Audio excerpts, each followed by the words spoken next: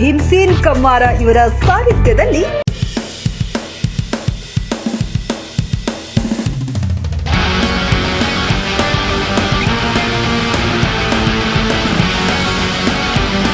ಖಾಲಿ ಚಕ್ಕಡಿ ಓಡಿಸುವ ಸ್ಪರ್ಧೆ.